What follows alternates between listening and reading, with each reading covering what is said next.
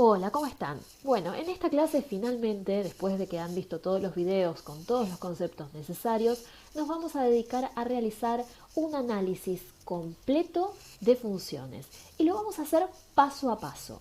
¿Sí? Para poder hacer esto vamos a hacer directamente un ejemplo. Vamos a tomar una función y vamos a empezar a trabajar con ella, dividiendo el análisis de funciones en distintas etapas.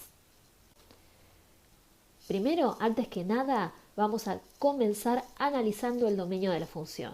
Y como ustedes pueden ver, esta función es un cociente de polinomios, de manera que las cosas que pueden traer problemas son simplemente la nulidad del denominador. De esta manera vamos a buscar aquellos valores que anulan el denominador para poder excluirlos del dominio. En este caso tenemos un solo valor que se va a dar cuando x sea igual a 1, de manera que el dominio van a ser los reales menos el 1. Por otro lado, antes de continuar, vamos a buscar si existe intersección con el eje x. ¿Cómo se halla la intersección con el eje x? Bueno, igualando la función a 0. Y si nosotros hacemos eso e igualamos la función a 0, ¿sí? Esto equivale a escribir esta expresión igual a 0, ¿sí? Pasamos el denominador multiplicando por 0 y nos queda x cuadrado más 1 igual a 0. ¿Sí? Esto no puede valer nunca 0 porque este es un elemento al cuadrado más 1, esto siempre va a ser mayor o igual que 1. De esta manera no existe intersección con el eje x. Ahora nos dedicaremos a estudiar si existe intersección con el eje y. Para eso lo que hacemos es f de 0, evaluamos la función en 0. En este caso, si nosotros hacemos f de 0, eso corresponde con poner 0 en esta expresión, ¿sí? En el valor de x, obtenemos, ¿sí?, que f de 0 vale menos 1, de manera que la intersección con el eje y es a la altura de y igual a menos 1. Ahora que tenemos el dominio de la función, ¿sí?, y también tenemos las intersecciones con los ejes coordenados, nos vamos a dedicar a estudiar a través del límite qué es lo que sucede en el punto o en las proximidades del punto que se encuentra fuera del dominio de la función. Si hubiera más de un punto que no pertenece al dominio de la función, el procedimiento que voy a mostrar a continuación se debe realizar para cada uno de los puntos excluidos del dominio.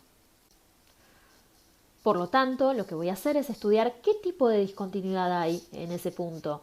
O sea, quiero saber si hay un agujero o si, por ejemplo, existe una asíntota vertical. Para eso voy a estudiar el límite cuando x tiende a 1, ¿sí? Pero en este caso lo voy a estudiar tanto por izquierda como por derecha del punto para saber qué es lo que sucede. Si estudiamos el límite por izquierda, ¿sí?, el numerador tiende a 2, como lo podemos ver aquí, y el denominador tiende a 0 por izquierda, o sea, por el lado de los negativos. Entonces, este límite tiende a menos infinito. En cambio, si estudiamos el límite cuando x tiende a 1 por derecha, por supuesto, de nuevo, el numerador tiende a 2, pero ahora el denominador tiende a 0 por derecha, o sea, por el lado de los positivos, de manera que esta expresión, ¿sí?, del lado derecho tiende a infinito. Como obtuvimos límites infinitos, podemos ver que x igual a 1 es una asíntota vertical. Si el límite hubiera existido y me hubiera dado un número en lugar de darme infinito, ¿sí?, lo que sucedería es que en lugar de una asíntota hubiera tenido un agujero. Ahora vamos a ir por el tercer paso. En este paso lo que vamos a hacer es estudiar el comportamiento asintótico de la función. Eso significa estudiar qué es lo que sucede cuando x tiende a infinito en la función. O sea, qué pasa cuando x crece muchísimo. Para hacer eso, por supuesto, vamos a usar el límite y en este caso vamos a aplicar el límite de este cociente de polinomios. Como ustedes ya saben, lo que hay que hacer es sacar factor común con el máximo grado posible, tanto en el numerador como en el denominador, y estudiar particularmente qué pasa con los términos de adentro del paréntesis. ¿Sí? Ahí podemos ver que tanto en el numerador, ¿sí?, vemos que este término tiende a 0, como en el denominador vemos que este término tiende a 0 cuando x tiende a infinito, de manera que dentro de los paréntesis solamente me sobrevive el término 1. Afuera del paréntesis me queda x al cuadrado multiplicando y x al cuadrado, y x lineal dividiendo, de manera que me queda x en el numerador. Cuando x tiende a infinito, entonces este límite se me va a infinito. Que el límite infinito me haya dado como resultado infinito significa que la función no tiene asíntotas horizontales. Si por otro lado, en lugar de darme infinito, me hubiera dado un número, ¿sí?, este límite, entonces ese número hubiera sido la asíntota horizontal. Ahora vamos a ir al cuarto paso. ¿En qué consiste el cuarto paso? Bueno, vamos a estudiar la existencia de los puntos críticos de la función. Para eso lo que vamos a hacer es calcular la derivada de la función. En este caso la función es un cociente de polinomios, de manera que tengo que aplicar la regla del cociente. O sea que es la derivada del primero por el segundo sin derivar menos el primero por el segundo derivado, todo sobre el segundo al cuadrado. Por lo tanto, derivando este término obtengo 2x y derivando este término que tengo acá obtengo 1. Así, aplicamos un poco de álgebra y acomodamos los términos y nos queda esta expresión. De manera que la derivada nos va a quedar la expresión que está por acá abajo. Para hallar los puntos críticos lo que tengo que hacer es igualar la derivada a 0 y de esta manera la expresión que habíamos calculado recién la igualamos a 0. Así, lo que nos va a quedar es que tenemos este cociente igual a 0, de manera que si yo paso este término multiplicando, vamos a decirlo así, lo que va a suceder es que me queda simplemente el numerador igualado a 0, o sea que tengo que aplicar Bhaskara. Bueno, resolvemos usando Bhaskara en la expresión anterior. Si hacen las cuentas van a encontrar dos puntos, ¿sí? Un punto x1 igual a 1 más raíz de 2 y un punto x2 igual a 1 menos raíz de 2. Estos valores x1 y x2, ¿sí?, son los puntos críticos de nuestra función. En el punto 5 ahora vamos a utilizar estos puntos críticos y también la asíntota que encontramos para partir los intervalos de la función y estudiar cuál es el comportamiento de la función en cada uno de los intervalos. El primer intervalo va a ir de menos infinito a 1 menos raíz de 2, el segundo intervalo va a ir entre 1 menos raíz de 2 y 1, que es el valor de la asíntota, el tercer intervalo va a ir entre 1 y más raíz de 2 y el último intervalo va a ir entre 1 más raíz de 2 e infinito.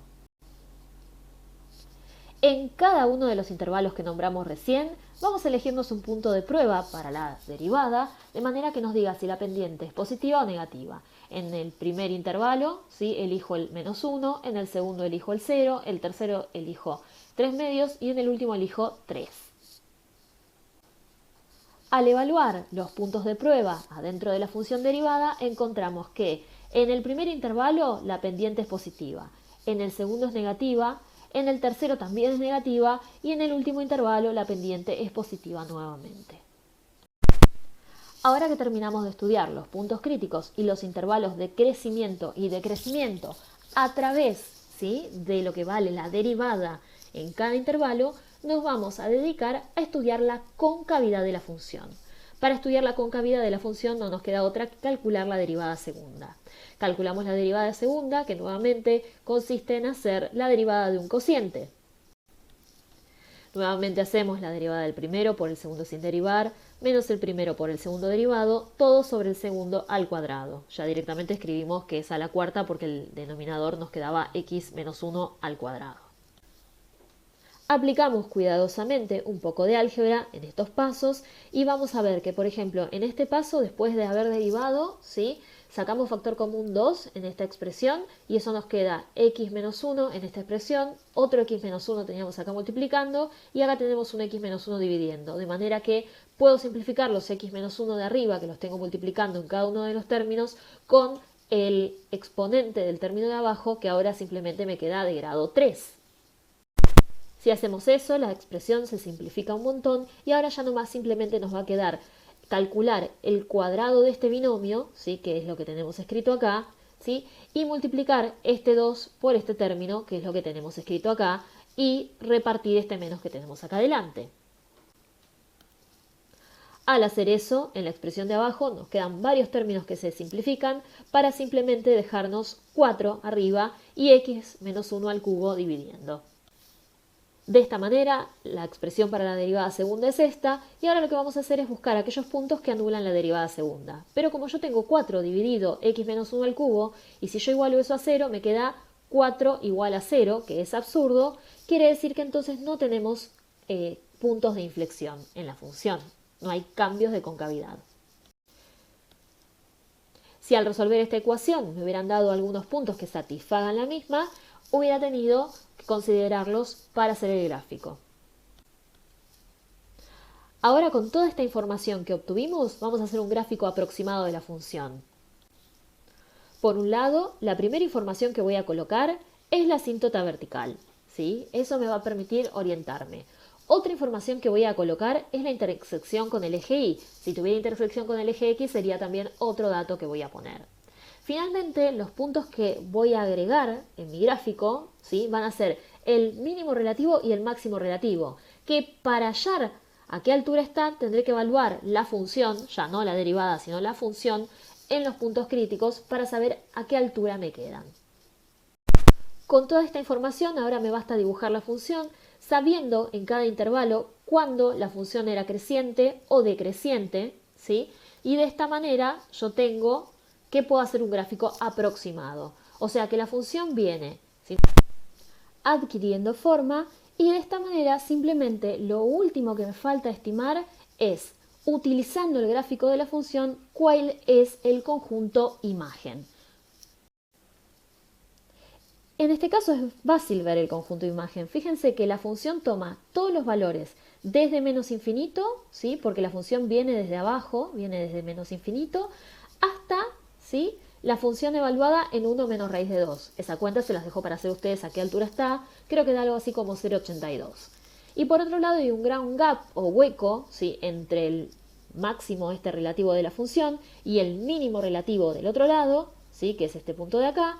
En todo este hueco la función no toma ningún valor, pero a partir del mínimo relativo, ¿sí?, que es este valor, la función evaluada en 1 más raíz de 2, hasta infinito, la imagen de la función continúa. De manera que hemos obtenido un gráfico completo con un análisis completo de función con cada uno de los aspectos importantes.